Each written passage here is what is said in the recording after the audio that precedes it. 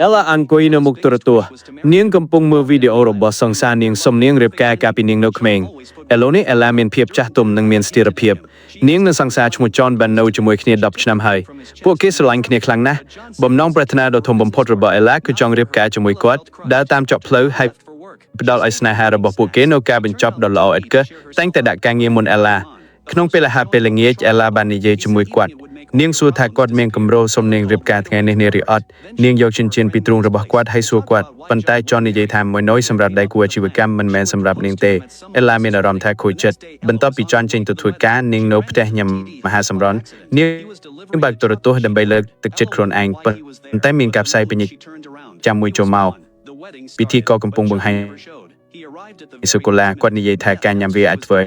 បញ្ហាទាំងអស់របស់អ្នកបាត់បង់អេឡាបានទូរស័ព្ទទៅបញ្ជាទិញភ្លាមបន្ទាប់មកនាងបានទៅផ្ទះមិត្តភក្តិរបស់នាងឈ្មោះមីយ៉ាពួកគេបាននិយាយអំពីមូលហេតុដែលចនមិនព្រមរៀបការជាមួយនាងមីយ៉ាបានគិតគម្រោងមួយនាងនឹងសុំគាត់រៀបការនៅពិធីមង្គលការរបស់អ្នកផ្សេងអេឡាបានទៅពិធីមង្គលការនាងបានជួបពិធីកតរទួដែលជេដនគាត់កំពុងដឹកជញ្ជូនសូកូឡាដែលនាងបានបញ្ជាទិញហេតុអ្វីបានជាគាត់នៅទីនោះប៉ុន្តែនៅពេលដែលនាងងាកក្រោយគាត់ក៏បាត់ទៅហើយពិធីមង្គលការបានចាប់ផ្ដើមប៉ុន្តែចនមិនដែលបង្ហាញខ្លួនគាត់បានមកដល់នៅនាទីចុងក្រោយបង្អស់មីយ៉ាបានប្រកាសថានាងនឹងប្រគល់បាច់ខាតទៅឲ្យអេឡានាងចង់បញ្ជូនបន្តសេចក្តីសុខបន្ទាប់មកនាងបានហៅចនឡើងលើឆាកមីយ៉ាបានធ្វើឲ្យហ្វូមនុស្សស្រីឲ្យមានការសម្រៀបការភ្នែករបស់អេឡាពេញដោយទឹកភ្នែកនាងមើលទៅចនដោយក្តីស្រឡាញ់នាងបានរងចាំពេលវេលានេះអស់រយៈពេលជាច្រើនឆ្នាំមកហើយដូចជាពេលដែលពួកគេនៅសាលារៀនចនបានតាមសំនៀងគាត់បានសន្យាថានឹងរៀបការជាមួយនាងបន្ទាប់ពី10ឆ្នាំអេឡាបានយកមីក្រូហ្វូននាងរងចាំឲ្យចនសំនៀងរៀបការប៉ុន្តែចនហាក់ដូចជាមិនធ្វើបែបនោះទេគាត់ទទួលបានទូរស័ព្ទពីកន្លែងធ្វើការហើយក៏ចេញទៅអេឡាបានបើកឡានតាមគាត់នាងចនហ្គាសសូកូឡាបានធ្លាក់ចេញពីប្រអប់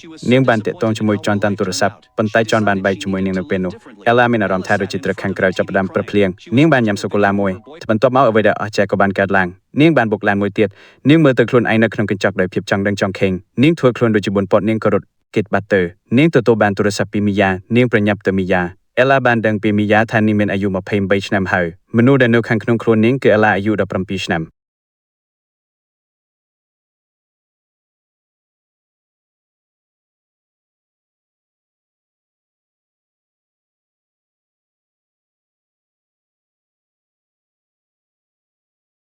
Ella angkoi na mukturtua. Niang kampung mo video robos sang sa niang som niang ripka kapi niang no kmeng. Eloni ella min piep chahtum nang min stira piep. Niang na sang sa chmu John ban no chmoy khnia dap chnam hai.ពួកគេស្រឡាញ់គ្នាខ្លាំងណាស់បំណងប្រាថ្នាដ៏ធំបំផុតរបស់អេឡាគឺចង់រៀបការជាមួយគាត់ដើរតាមចប់ផ្លូវហើយផ្ដល់ឲ្យស្នេហារបស់ពួកគេនៅការបញ្ចប់ដ៏ល្អឥតខ្ចោះតែងតែដាក់ការងារមុនអេឡាក្នុងពេលអាហារពេលល្ងាចអេឡាបាននិយាយជាមួយគាត់នាងសួរថាគាត់មានកម្រោសុំនាងរៀបការថ្ងៃនេះនារីអត់នាងយកចិញ្ចៀនពីទ្រូងរបស់គាត់ហើយសួរគាត់ប៉ុន្តែចននិយាយថាមួយណយសម្រាប់ដៃគូអាជីវកម្មមិនមែនសម្រាប់នាងទេអេឡាមានអារម្មណ៍ថាខូចចិត្តបន្ទាប់ពីចនចេញទៅធ្វើការនាងនៅផ្ទះញ៉ាំមហាសម្រន់នាងបើកទូរទស្សន៍ដើម្បីលើកទឹកចិត្តខ្លួនឯងប៉ុន្តែមានការផ្សាយពាណិជ្ជកម្មមួយចូលមកពិធីក៏កំពុងបង្ហាញសូកូឡាគាត់និយាយថាការញ៉ាំវាអាចធ្វើ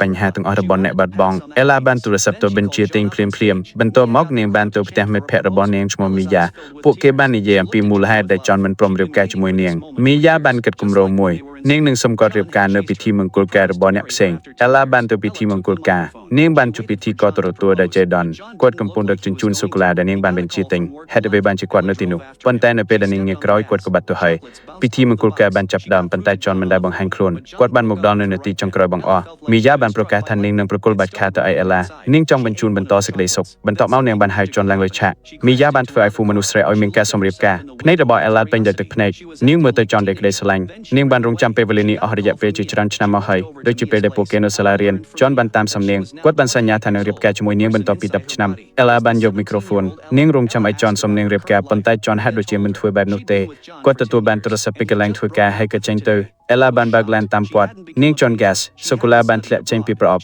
នាងបានតាក់ទងជាមួយចនតាមទូរស័ព្ទប៉ុន្តែចនបានបែកជាមួយនាងនៅពេលនោះអេឡាមានអារម្មណ៍ថាដូចជាត្រូវខាងក្រៅចាប់ផ្ដើមប្រភ្លៀងនាងបានញ៉ាំសូកូឡាមួយបន្ទាប់មកអ្វីដែលអស្ចារ្យក៏បានកើតឡើងនាងបានបុកឡានមួយទៀតនាងមើលទៅខ្លួនឯងនៅក្នុងកញ្ចក់ដោយភាពចង់ដឹងចង់ខេងនាងធ្វើខ្លួនដូចជាបុនពតនាងក៏រត់គេតបាត់ទៅនាងទទួលបានទូរស័ព្ទពីមីយ៉ានាងប្រញាប់ទៅមីយ៉ាអេឡាបានដឹងពីមីយ៉ាថានាងមានអាយុ23ឆ្នាំហើយមនុស្សដែលនៅខាងក្នុងខ្លួននាងគឺអេឡាអាយុ17ឆ្នាំ